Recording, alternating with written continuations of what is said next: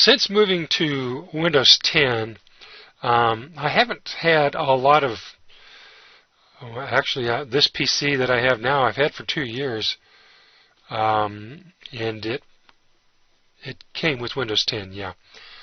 And this is just a consumer HP PC. It's got a i5 quad-core processor, has 8 gig of RAM, and it has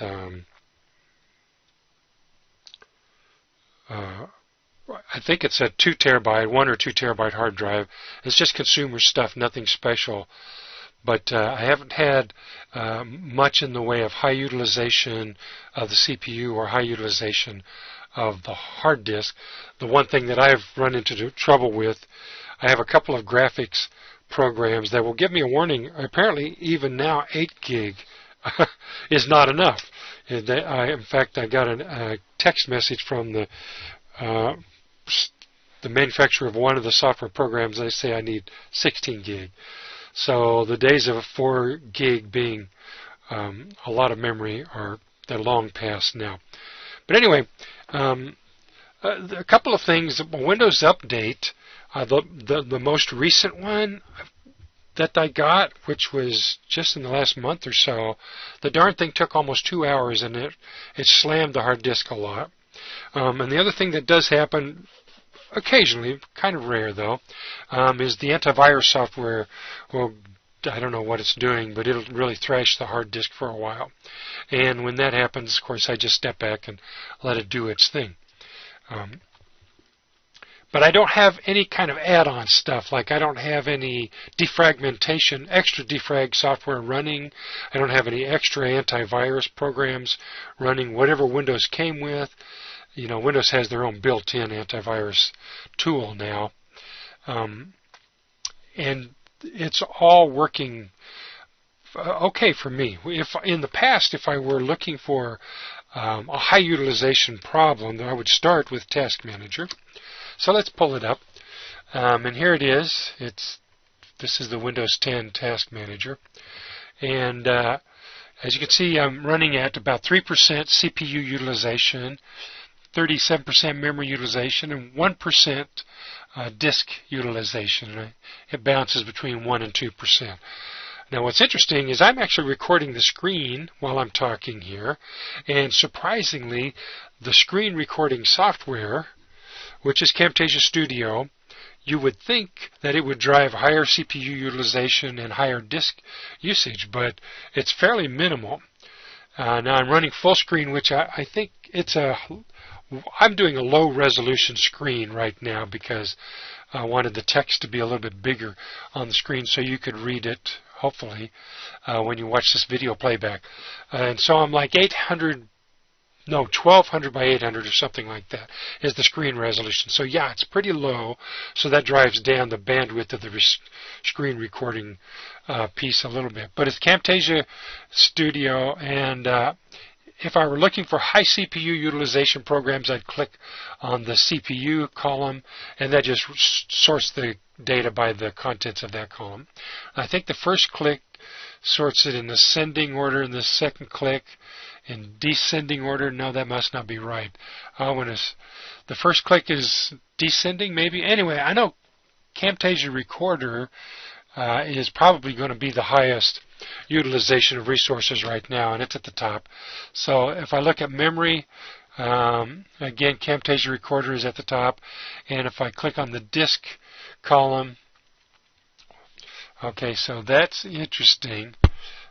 Camtasia Recorder is at 1.1 meg. Okay, anyway, it's sitting there at the top. So it's giving me that if I click on the little tick mark thing up here at the top of the column, I'm assuming that means totally. I'm trying to figure out which is ascending and which is descending. If I click on it now, all those are 0, so that's ascending. And if I click on it again, now it's descending. So the highest utilizing program should be at the top, and that makes sense. Camtasia Recorder is what I would look for. If I had a program that seemed to be using up a lot of resources and either was unnecessary or it seemed to be something unusual, the first thing I would do is right-click on that. Okay, and I would click on End Task, the third option. Now, you can click on Expand, but honestly, this stuff doesn't really tell you too much. Okay, so for me, I just right-click on it, and I click on End Task, the third one. Now, I'm not going to do that here because I'll stop the recording. But that would end that task, and a well-behaved program, if you end it, it will stop. It'll stop and it'll stay ended, so to speak.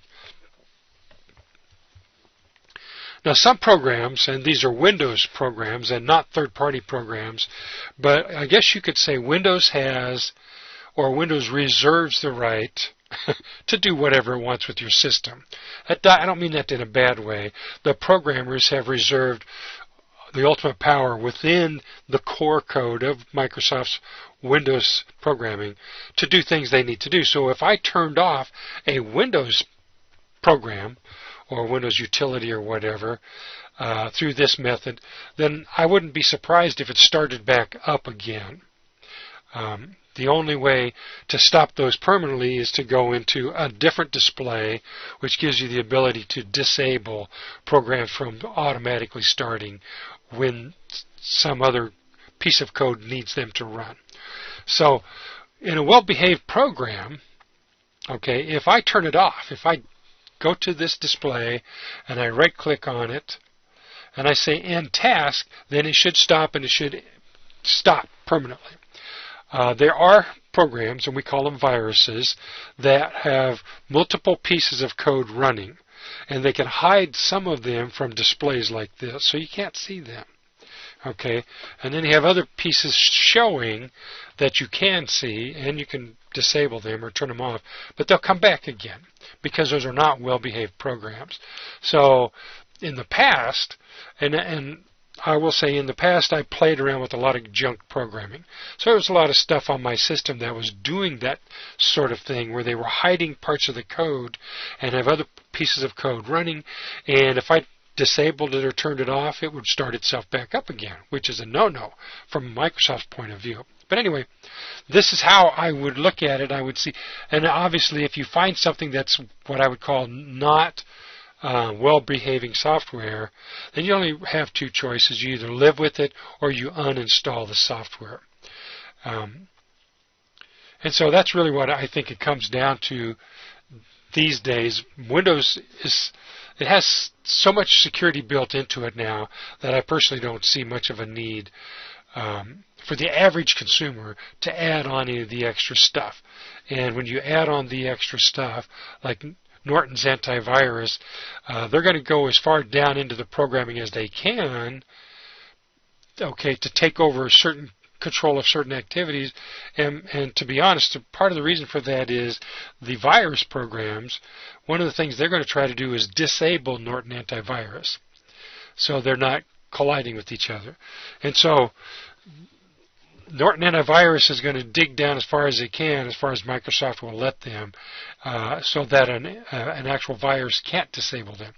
That's a battle I don't want to get into, so I don't even install that kind of software anymore.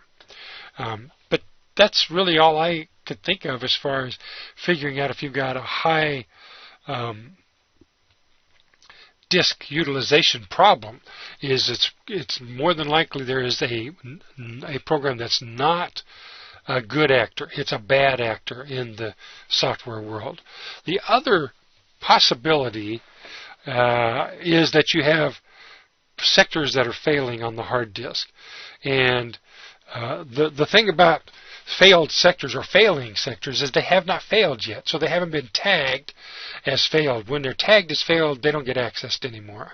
But if they're intermittently failing, and they can fail and then they can succeed and then fail and then succeed in reading and writing data, and I don't know what the rule of thumb is, but some programs will try several times before they mark it as failed and then go on to the next sector. And so if you've got, let's say, lots and lots of sectors that are failing intermittently, and I suspect that what would happen is some disks have multiple platters, and if you've got one platter that's got a problem. Let's say the read-write head is weak on it, but the other platters are working just fine. Then whenever Windows goes to access a sector on that platter, it'll fail, and then succeed. And if you get a lot of that activity, what it does end up doing is you're thrashing the hard disk with lots and lots of reads and reads and reads and reads till it eventually succeeds or fails. But a program trying to read does not mark sectors as good or bad. It just fails. And if it's, I don't know the inner workings of Microsoft's disk manager, how it decides when to fail a sector, except that I know that if you go into the disk management tools and you do disk cleanups and you do disk it's so long I've forgotten what they're called, but there are tools that will manage the health of your disk, and it'll mark sectors as failed if they fail after so many read or write failures, and they'll just permanently mark it as a bad sector, so nothing will try to access it again in the future. So that would be the other thing I would look at if I suspected my hard disk was starting to have some problems. And in that case, because disks are so cheap now, I'd probably go through once and have the disk management tool clean up the hard disk, and if I found a bunch of sectors that it tagged as failed, and then the problem was more or less permanently cleaned up, I guess I'd let it go. But if it was a consistent problem that was hanging around for weeks and weeks, I'd probably just replace the hard disk, because the possibility of permanently losing data, at that point becomes real. And of course, I keep everything backed up. I just have a little portable external hard drive now that's I've had for a couple of years. It's been really super reliable, so I just use it. But to be honest, at this point in the game, I have far less stuff that I back up than I used to in the past. Interesting, all that stuff I was backing up in the past, didn't really need it, but I was backing it up anyway, so I guess you could say I've wised up on that thing too. So I don't know if this is helpful or not. Hopefully you got something out of this, and let me know if you get your problem solved, or if you don't. Maybe we can dig into this further. Talk to you later.